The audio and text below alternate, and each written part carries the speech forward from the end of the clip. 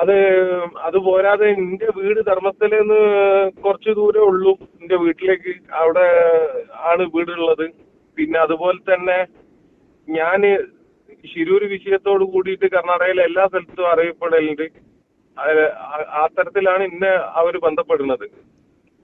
അസാധ്യമായ എങ്ങനെയാണ് മനാഫ് ധർമ്മസ്ഥലയിലെ ഈ വിഷയത്തിലേക്ക് ഇടപെട്ടത്? അതന്നെ ഞാൻ പറഞ്ഞു വരുന്നത്. ധർമ്മസ്ഥലയില് ഞാൻ ശിരൂര് വിഷയത്തില് കഴിഞ്ഞോട് കൂടിയിട്ട് കർണാടകക്കാര് സാധാരണക്കാർക്ക് ഒരിക്കലും ചെയ്ത് തീർക്കാൻ കഴിയാത്തൊരു വിഷയമാണല്ലോ. കർണാടക ഗവൺമെന്റ് തന്നെ പറഞ്ഞത് അവിടെ അത്തരത്തിലൊരു വാഹനം ഇല്ല, വാഹനം ആ സ്ഥലത്തില്ല, അപകടത്തിൽ പെട്ടിട്ടില്ല എന്ന് വരെ പറഞ്ഞ സ്ഥലത്തുനിന്ന് നമ്മൾ ആ വാഹനം ഓടിച്ച ഡ്രൈവറെയും ഒക്കെ എടുത്തു കഴിഞ്ഞതാ.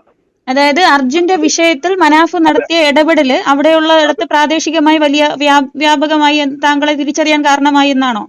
അതെ അതെ അതെ അതെ തീർച്ചയായിട്ടും. ഞാൻ അവിടെ അറിയപ്പെടുന്ന ഒരാളാവാൻ പ്രധാനപ്പെട്ട കാരണം പിന്നെ അർജുന്റെ വിഷയമാണ്. എന്റെ പിതാവ് കർണാടകയിൽ അറിയപ്പെടുന്ന രാഷ്ട്രീയ നേതാവായിരുന്നു. താങ്കൾക്ക് കർണാടകയിലാണ് വീടും എസ്റ്റേറ്റും ഒക്കെ ഉള്ളത്? അതെ അതെ അതെ. കർണാടകയിലെ ഫാദർ കർണാടക 2-3 പാർട്ടിയിൽ പ്രവർത്തിച്ചതാണ്. മുസ്ലിം ലീഗിലായിരുന്നു ആദ്യ കാലഘട്ടങ്ങളിൽ. ആ മുസ്ലിം ലീഗിന് വേണ്ടിയിട്ട് MLA സ്ഥാനത്ത് MP സ്ഥാനത്തേക്കൊക്കെ മത്സരിച്ച വ്യക്തിയാണ്. ഓക്കെ, ഈ ധർമ്മസ്ഥലയിലെ ട്വിസ്റ്റ് താങ്കളെ എത്തരത്തിലാണ് ബാധിക്കുന്നത്? അതായത് താങ്കൾ മുൻനിരയിൽ തന്നെ ഇതുമായി ബന്ധപ്പെട്ട കാര്യങ്ങളിൽ ഒരു ആക്ടിവിസ്റ്റിനെ പോലെ പ്രവർത്തിച്ചു. അപ്പോൾ നിലവിൽ ഈ പറഞ്ഞത് വെളിപ്പെടുത്തൽ നടത്തിയിരിക്കുന്ന വ്യക്തി തന്നെ ഒരു ഫേക്ക് അലിഗേഷൻ ആണെന്നുള്ളത് പറയുന്നു. നേരത്തെ കൊണ്ടുവന്ന തെളിവുകൾ ഫേക്ക് ആണെന്ന് പറയുന്നു. അങ്ങനെയൊന്നും കൂടുതൽ കാര്യങ്ങളൊന്നും പുറത്തേക്ക് വന്നിട്ടില്ല. അതായത് ഈ വ്യക്തി അറസ്റ്റ് ചെയ്തത് മനാഫ് അറിഞ്ഞു കാണുമോ? അറസ്റ്റ് ചെയ്യണം എന്നുള്ള അഭിപ്രായക്കാരനാണ് ഞാൻ. അറസ്റ്റ് ചെയ്തു. അതെ, അറസ്റ്റ് ചെയ്യണം. കാരണം എന്താ പറഞ്ഞു കഴിഞ്ഞാല് അദ്ദേഹം ഇപ്പം എന്താ പറഞ്ഞു കഴിഞ്ഞാല് പല ഈ പോരാട്ടത്തിന്റെ പിന്നിൽ നിന്ന ആളുകളൊക്കെ ഇന്നിപ്പോ അറസ്റ്റ് ചെയ്യപ്പെട്ടിട്ടുണ്ട്.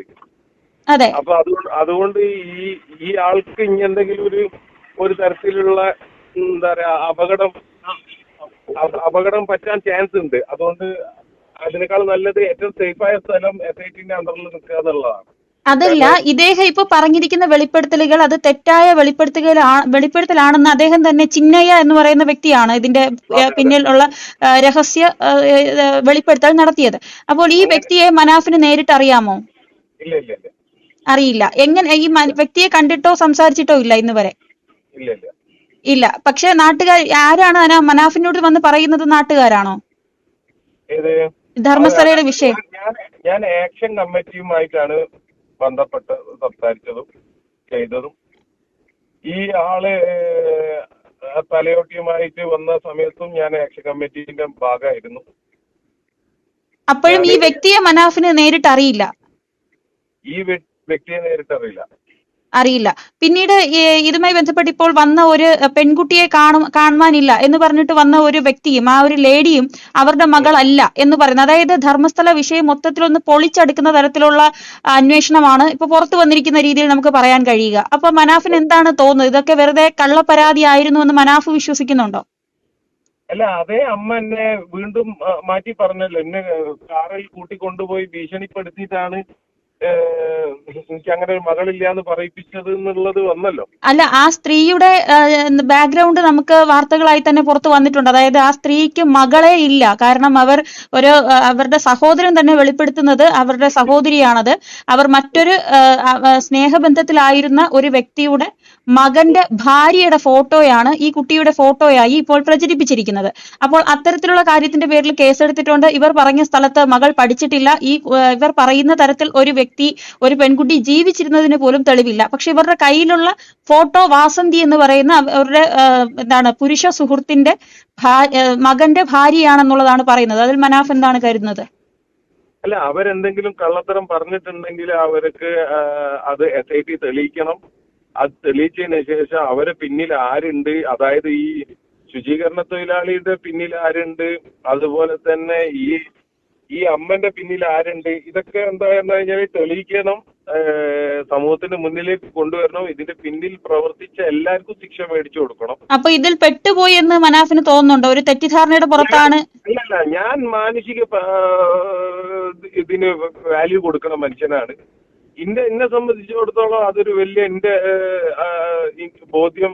അത് ഒരു സമൂഹത്തിൽ ഒരാൾ വന്നിട്ട് പറയാണ് ഇത്രയും ആളുകളെ 100ഓളം ആളുകളെ ഞാൻ കുഴിച്ചിട്ടിട്ടുണ്ട് എന്ന് പറയുമ്പോൾ അതില് കേരള സാരി ഉടുത്ത സ്ത്രീകളടക്കം ഉണ്ട് എന്ന് പറയുമ്പോൾ സ്വാഭാവികമായിട്ടും ഇവിടെ കേരളത്തിലെ കണക്ക് പ്രകാരം 3000ഓളം ആളുകൾ മിസ്സിംഗ് ആയി കിടക്കുന്ന ഒരു സാഹചര്യത്തില് അത് തീർച്ചയായിട്ടും അതിന് ബന്ധപ്പെട്ട എന്താ പറയാ അന്വേഷണം നടക്കണം എന്നുള്ള അതിന്റെ ആവശ്യമാണ്.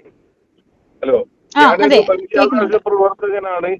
മാധ്യമം സ്വന്തമായിട്ട് ഇപ്പൊ ഒരു ചാനൽ ഉള്ളതാണ്. അപ്പൊ എന്നെ സംബന്ധിച്ചിടത്തോളം ഈ വിഷയത്തിൽ നമ്മൾ ആരെയും കുറ്റപ്പെടുത്തിയിട്ടില്ല. ഈ വിഷയത്തിൽ ഞാൻ ഇത്രേ ചെയ്തിട്ടുള്ളൂ. ഇത് പൊതുസമൂഹത്തിൽ ചർച്ച ചെയ്യുന്ന രൂപത്തിൽ നമ്മൾ എന്താ പറഞ്ഞു കഴിഞ്ഞാല് ഇടപെടൽ നടത്തിയിട്ടുണ്ട്. ആ ഇടപെടൽ നടത്തിയത് തെറ്റാണെന്നുണ്ടെങ്കിൽ ഇന്നടക്കം ശിക്ഷിക്കണം. ഒരു തെറ്റുമില്ല. അങ്ങനെ ആരെങ്കിലും മനാഫിനെ ബന്ധപ്പെട്ടിരുന്നോ ഇത്തരത്തിൽ ഒരു മുഖ്യധാരയിൽ നിന്നതുകൊണ്ട് തന്നെ? അല്ല, അങ്ങനെ ആരും ബന്ധപ്പെട്ടിട്ടൊന്നുമില്ല. എനിക്കെതിരെ ഞാൻ ഇത് പറഞ്ഞതിനെതിരെ എനിക്ക് കേസ് ഉണ്ട് ഓൾറെഡി. അതെവിടെയാണ്? എന്തോ ഇല്ലയെന്നല്ല, കർണാടകയിൽ. കർണാടകയിൽ തന്നെയാണ്. അവിടെ നിന്ന് ആരും പോലീസ് ആരും മനാഫിനെ ബന്ധപ്പെട്ടിട്ടില്ല? ഇല്ല. ഓക്കെ, ഇപ്പോൾ എന്ത് തോന്നുന്നു ഈ ഇവർ പറഞ്ഞിരിക്കുന്ന? അങ്ങനെയല്ല, ഞാൻ പറയുന്നത് എന്താ പറഞ്ഞു കഴിഞ്ഞാല് അവിടെ ഒരുപാട് ആളുകള് ഇതിലിപ്പോ എന്താ പറഞ്ഞു കഴിഞ്ഞാൽ ഒരുപാട് ആളുകൾ വീണ്ടും പരാതികൾ കൊടുത്തിട്ടുണ്ടല്ലോ. ഈ പരാതികളൊക്കെ ഈ ഒരു ഗൂഢാലോചന ഭാഗമാണെന്ന് ഞാൻ ഒരിക്കലും വിശ്വസിക്കുന്നില്ല. അവിടെ പല ആളുകളും SITന്റെ മുന്നിൽ പരാതി കൊടുത്തിട്ടുണ്ട്. അതുപോലെ തന്നെ 2 സ്ഥലത്തു നിന്ന് മൃതദേഹാവശിഷ്ടം കിട്ടിയിട്ടുണ്ട്. അത് ആണിന്റെ ആണോ പെണ്ണിന്റെ ആണോ എന്നൊന്നും SIT പറഞ്ഞിട്ടേ ഇല്ല. പക്ഷെ ഇവിടെ പ്രചരിക്കുന്നത് ആണിന്റെ ആണ്. ആണാണെങ്കിൽ ആണെന്താ മനുഷ്യനല്ലേ?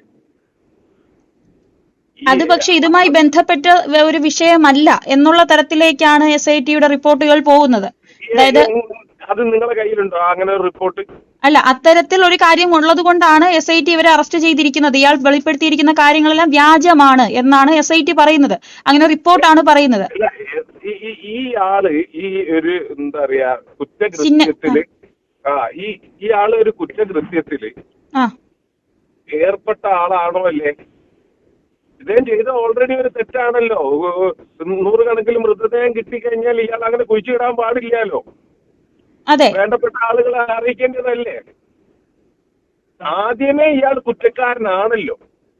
ഈ വിഷയം എന്നല്ല, സ്റ്റാർട്ടിങ് മുതലേ അയാൾ കുറ്റക്കാരനാണ്. അയാൾക്കും സ്വാഭാവികമായിട്ടും അയാൾ തന്നെ പറയണ്ടല്ലോ. ഈ ശുചീകരണ തൊഴിലാളി പറയണ്ടല്ലോ, ഭീമ പറയണ്ടല്ലോ, ഞാൻ ഓൾറെഡി ഏത് തരത്തിലുള്ള ശിക്ഷ ഏറ്റുവാങ്ങാൻ തയ്യാറായിട്ടാണ് വന്നതെന്ന്. അല്ല, ഇപ്പൊ അന്വേഷണ സംഘം പറഞ്ഞിരിക്കുന്നത് ഈ അന്വേഷണ സംഘത്തെ തെറ്റിദ്ധരിപ്പിക്കൽ എന്ന പരാതി അല്ലെങ്കിൽ തെറ്റിദ്ധരിപ്പിക്കൽ എന്ന കുറ്റവും വ്യാജ പരാതി നൽകൽ എന്ന കുറ്റവും ചുമത്തിയാണ് ഇദ്ദേഹത്തെ അറസ്റ്റ് ചെയ്തിരിക്കുന്നത്. അതുപോലെ തന്നെ ഇയാൾക്ക് നിലവിലുണ്ടായിരുന്ന എവിഡൻസ് പ്രൊട്ടക്ഷൻ സംരക്ഷണം ഉണ്ടല്ലോ, അതും കൂടെ പിൻവലിച്ചിട്ടുണ്ട്. അപ്പോൾ അതിനർത്ഥം തന്നെ ഇവർ പറഞ്ഞതെല്ലാം തെറ്റായിരുന്നു എന്ന് പോലീസ് കണ്ടെത്തി എന്നല്ലേ? എനിക്ക് തോന്നുന്നില്ല. തെറ്റിദ്ധരിപ്പിക്കലാണെന്നുണ്ടെങ്കിൽ ഇപ്പൊ ആ കിട്ടിയ മൃതശരീരങ്ങൾ എന്താണത്? സ്വാഭാവികമായിട്ട് ഇതിന്റെ മുന്നേ ഞാൻ കണ്ട ഇന്റർവ്യൂ പ്രകാരം ഭീമ പറയുന്നുണ്ട്, ഏകദേശം ഒരു 30 കൊല്ലത്തോളം മുന്നേ ഞാൻ കുഴിച്ചിട്ട സ്ഥലമാണ്. ആ സ്ഥലത്തിന്റെ ഘടന തന്നെ മാറിയിട്ടുണ്ട്.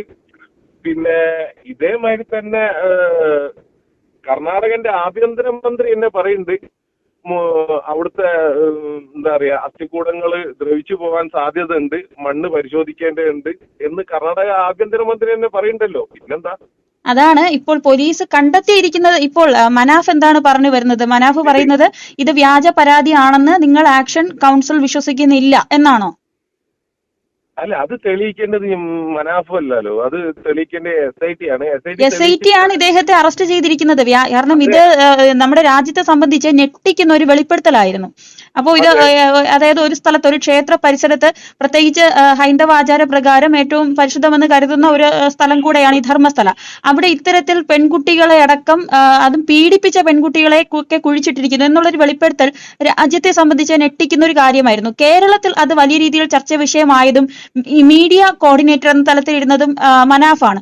അപ്പോൾ ഇപ്പോൾ ഇത് ചർച്ച ചെയ്യുന്നത് മനാഫ് ഈ ഒരു ആക്ഷൻ കൗൺസിലിന്റെ കൂടെ ഉണ്ടെങ്കിൽ ആ ആക്ഷൻ കൗൺസിലിനോട് ഇദ്ദേഹം പറഞ്ഞ കാര്യങ്ങളൊക്കെ ഒരുപക്ഷെ നിങ്ങൾക്ക് തെളിവൊക്കെ തന്നിട്ടുമായിരിക്കുമല്ലോ, നിങ്ങളും ആക്ഷൻ കൗൺസിൽ രൂപീകരിക്കുന്നത്. അപ്പൊ ആ തെളിവ് നിങ്ങൾ ഇപ്പോഴും വിശ്വസിക്കുന്നുണ്ടോ?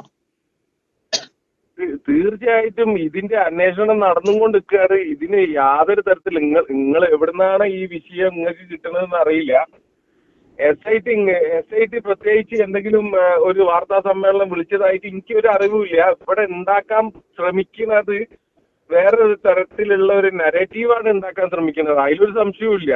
ഇതിന്റെ പിന്നിലുള്ള ആളുകൾ ശക്തരാണെന്ന് അറിഞ്ഞുകൊണ്ട് തന്നെയാണ് ഈ വിഷയത്തിന് പിന്നിൽ നിന്നത്.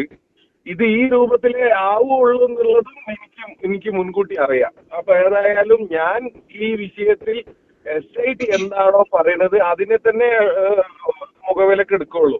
ഇപ്പം തന്നെ സുജാത ഭട്ടിനെ ഇന്നലത്തെ രാത്രിക്കത്തെ വിഷയം ഒരു ചാനലിന്റെ ആളുകൾ വന്നിട്ട് കാറിൽ കയറ്റിക്കൊണ്ടുപോയി ഭീഷണിപ്പെടുത്തി അവരെ കൊണ്ട് പറയിപ്പിച്ച് അനന്യ ഭട്ട് എന്ന് പറഞ്ഞ ഒരു മകളില്ല.